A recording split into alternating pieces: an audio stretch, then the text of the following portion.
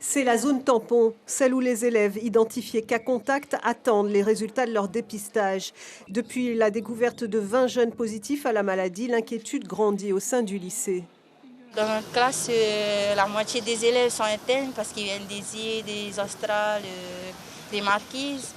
Et puis, ils ne sont pas venus, ils étaient plus confinés que nous, voire 2 semaines. Du coup, c'est comme ça qu'on a su la nouvelle. Déjà, de ne plus dire bonjour à certains de nos amis, déjà.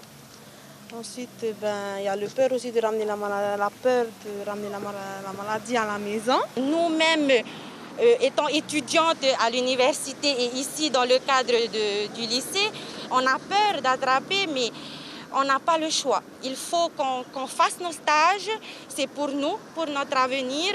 C'est vrai que c'est pas évident, mais on fait avec quand même. Et on essaye, on peut rien y faire. Les parents réagissent différemment, certains fatalistes, d'autres avec étonnement, tandis qu'une maman loin de son enfant s'inquiète depuis les Tuamotu. Je suis très inquiète pour ma fille qui va à l'école au lycée Diadème parce que de jour en jour, les cas positifs augmentent au lycée. Elle a été testée et là, on attend quels sont les résultats. Vous êtes inquiète?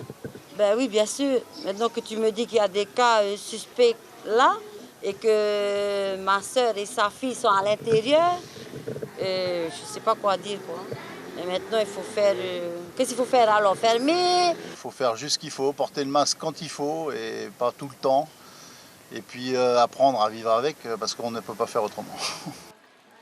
Aujourd'hui, outre les 20 cas confirmés, 55 élèves sont symptomatiques et donc dépistés. Selon les résultats, ils seront placés en isolement et pris en charge par la veille sanitaire, mais pas de fermeture d'établissement pour l'instant. On ne va pas fermer systématiquement un établissement et mettre 2300 élèves dehors sans avoir des éléments concrets. Là, on se trouve devant une situation où on teste les élèves symptomatiques, on les prend en charge aussitôt. Ça nécessite que l'on s'organise et que chacun joue sa partition de la meilleure façon possible. Donc il faut bien coordonner le travail de chacun et surtout rester bienveillant, rassurer les élèves, rassurer les familles et rassurer les équipes pour qu'on puisse traverser cette difficulté. Je ne vais pas vous mentir, c'est une difficulté forcément. La balle est dans le camp des autorités sanitaires qui préfèrent sans doute temporiser à une semaine des vacances scolaires.